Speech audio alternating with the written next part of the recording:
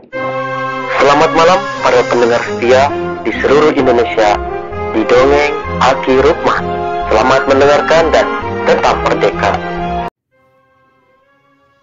Assalamualaikum warahmatullahi wabarakatuh. Bismillahirrahmanirrahim. Alhamdulillahilladzi anjala sakinata fi qulubil mu'minin liyazdadu imanama imanihim. Bismillahirrahmanirrahim. Innallaha yuhibbun tuhibbul zamal amma ba'du. Bapak, Ibu, dan kawan-kawan sekalian, alhamdulillah. Malam ini malam Minggu, kajian kita biasanya budaya. Saat ini Aki ada satu kegembiraan yang luar biasa. Kenapa? Tiba-tiba ada, namanya tiba-tiba tuh ujug-ujug ya kalau dalam bahasa Sundanya. Ujug-ujug ada yang ngejapri ke Aki. Kalau ini betul bahwa HP-nya Pak Rukman gitu. Kata Aki, iya, siapa ini? Oh, saya Rais. Alhamdulillah. Teman yang sudah lama tidak komunikasi, mungkin 5, 7, 8, 10 tahun dengan Aki tidak komunikasi. Beliau adalah salah satu tokoh budayawan di bidang KB. Karena beliau juga selain daripada pegawai BKKBN juga adalah wartawan Sunda di Giwangkara dulu ya. Orang Majalengka asli begitu ya. Istrinya juga Bu Tati adalah wartawan terdepan di Majalengka. Sudah tenar lah gitu.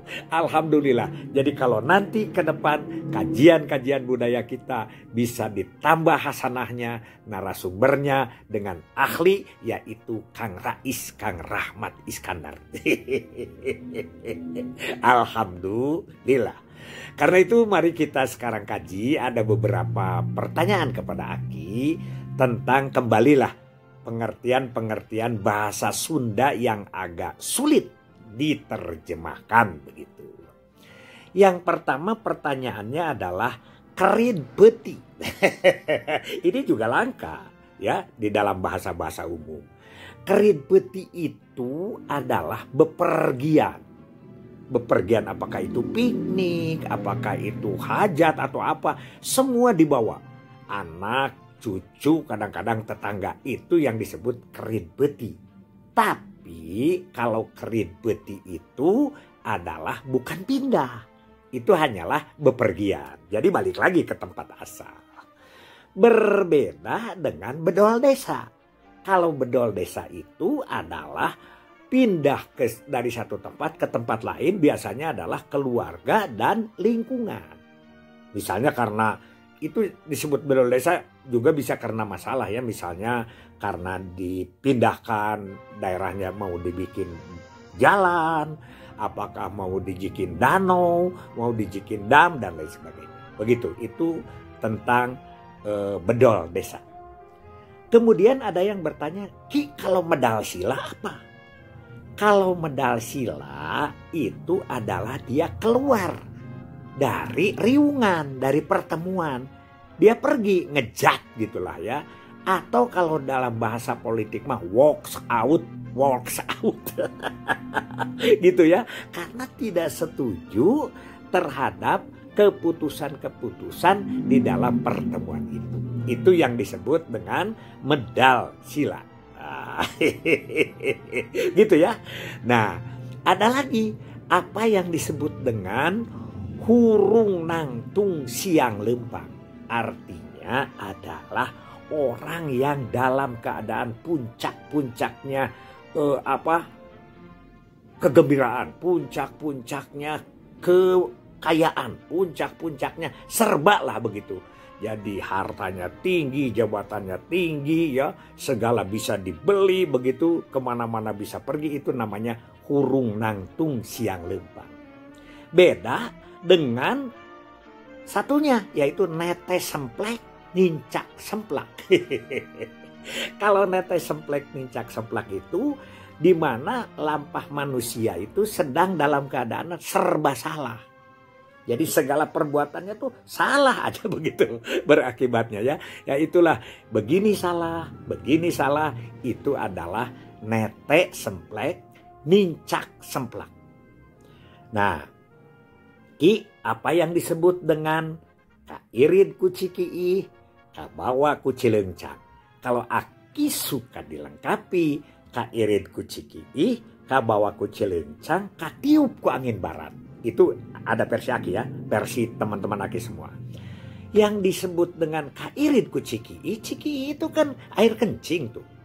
Ya, kabawa ku cileungcang, cileungcang itu kan air di dalam comberan tuh gitu ya. Itu adalah terbawa kepada hal-hal yang tidak benar. Ya, atau terpengaruhi oleh hal-hal yang negatif. Nah, dengan disebut tambahan Aki adalah katiup ku angin barat. Kalau katiup ku angin barat itu adalah terbawa dengan kebudayaan-kebudayaan barat yang tidak baik. Makanya disebut katiup ku angin barat. Begitu ya. Ini cerita-cerita. Nah, sekarang ada lagi yang disebut dengan kokoro mangih mulut. Nah, kalau kokoro mangih mulut itu orang yang aji mumpung. Aji mumpung misalnya ada yang ke kondangan segala dimakan gitu.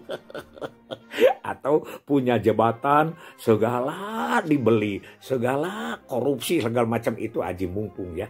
Aji mumpung lah yang disebut dengan kokoro mangih mulut.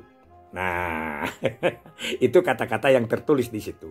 Ada tambahan lagi pertanyaan-pertanyaannya. Yang pertama Ki, apa itu alpukah? Alpuka itu pemangku kerja yang punya hajat ya begitu. Apakah dia panitia? Tapi terutama kalau alpuka itu berawal dulu dari idenya dia. Dari niatnya dia, dari skenarionya. Jadi alpuka itu yasanya. Ada juga yang nyebut yasanya atau jasanya.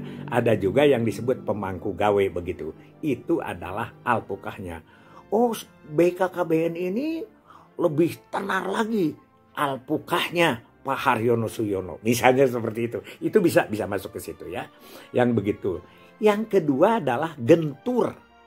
Nah, kalau gentur itu adalah asa, lulus, tamat begitu gentur itu. Jadi kalau orang itu sekolah itu sampai jadi sarjana itu gentur namanya ya. Kalau bertapa sampai kepada hasil-hasil yang menggembirakan itu adalah gentur. Kemudian lingsem, kalau lingsem itu pada umumnya orang menyebut itu malu ya, malu lingsem itu, isin begitu ya. Tapi ada juga yang disebut lingsem itu adalah tidak cerita lagi dia. Malu sajalah begitu ya. Jadi lingsem itu adalah malu. Kemudian ada juga tentang lamad. Kalau lamad itu adalah kotoran.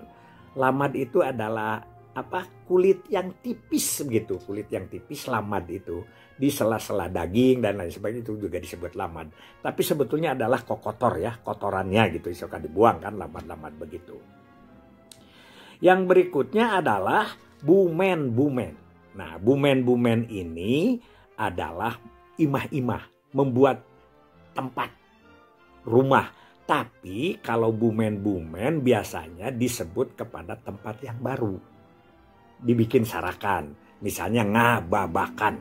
Ngababakan itu membuat tempat baru, di situ dia buat rumah dengan anak cucu atau keluarga, itu disebut bumen ya. Kemudian ada lagi pertanyaan ke Aki tentang pamulu. Kalau pamulu itu adalah ini nih wajah nih, pasemon atau mimik atau ya.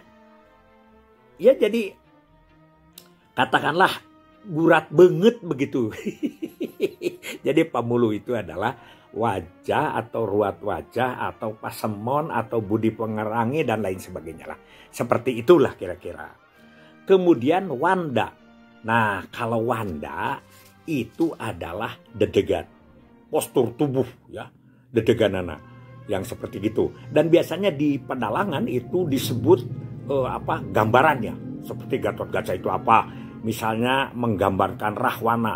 Rahwana itu adalah jangkung dhuwur simar dada, bewos jemros tayaki nggak pas semon jika Bang Barongan. Kan seperti Bang Barongan tuh. Apalah kalau di Bali mana tali barong atau apa begitu ya. Pengandikannya sentak sengor, watak wantos negara hukum paskis. Jadi dia itu sentak sengornya itu karena negaranya itu tidak bisa demokrasi, tapi itu adalah apa namanya ya power begitu dari atas ya gitu. Ya, ada lagi yang disebut dengan hemeng. Kalau hemeng itu adalah tidak ngerti bengong gitu. Melohong itu hemeng begitu ya. Karena apa yang dibicarakan oleh orang lain itu tidak sampai kepada otaknya. Kira-kira itu saja dulu. Aki selamat datang kepada Kang Rais ya. Mudah-mudahan kita kelola dongeng ini demi sedikit membantu anak cucu kita di lapangan. Hasbunallahu wa ni'mal wakil, ni'mal maula wa ni'man nasir. Wassalamualaikum warahmatullahi wabarakatuh.